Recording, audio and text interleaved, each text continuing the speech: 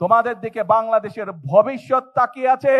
তোমরা যে পড়ালেখা করতে চাইবে সরকার থেকে আমরা তার ব্যবস্থা করব যাতে সে ভালো করে পড়ালেখা করতে পারে। তোমরা যে গান গাইতে চাইবে, যে ছবি আঁকতে চাইবে, যে খেলাধুলা করতে চাইবে, আমরা সব রকম তোমাদেরকে সহযোগিতা করার সর্বোচ্চ চেষ্টা করবে সরকার। কিন্তু তোমাদেরকে সঠিকভাবে তোমাদেরকে গড়ে তুলতে হবে। তোমাদের দিকে বাংলাদেশের ভবিষ্যৎ তাকিয়ে আছে, বাংলাদেশ তোমাদের দিকে তাকিয়ে আছে। তোমরা যদি নিজেদেরকে গড়ে তুলতে পারো, আমরা একটা সুন্দর বাংলাদেশ গড়ে তুলতে পারবো।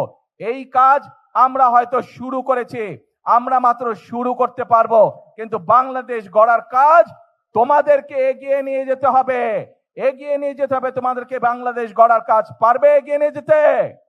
কে বন্ধুরা পারবে? Thank you.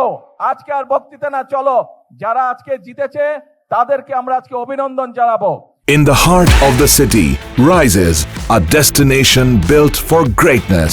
International Convention City, Bosundhara. Life takes a new course.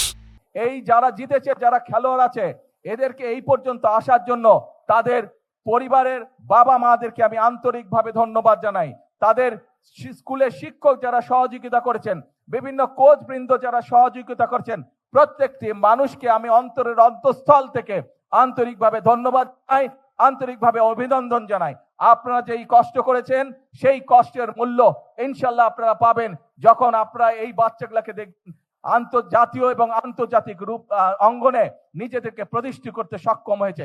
সেদিন আমাদের সকলের বুকটা আপনাদের সাথে, আপনারা যারা সহযোগিতা করেছেন, আপনাদের সাথে আমাদের সকলের বুকটা সেদিন ভরে উঠবে।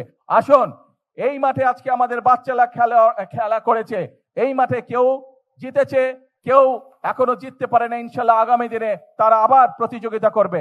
আসুন আমরা চেষ্টা করি, এই মাঠ নয়, ইনশাল্লাহ আমাদের বাচ্চারা যাতে আগামী দিনে আন্তর্জাতিক পর্যায়ের মাঠে জিতে ট্রফি বাংলাদেশে নিয়ে আসতে পারে। এটাই হোক আজকে আমাদের প্রত্যাশা, এটাই হোক আজকে আমাদের আশা। সকলকে আল্লাহ হাফেজ। বাংলাদেশ জিন্দাবাদ।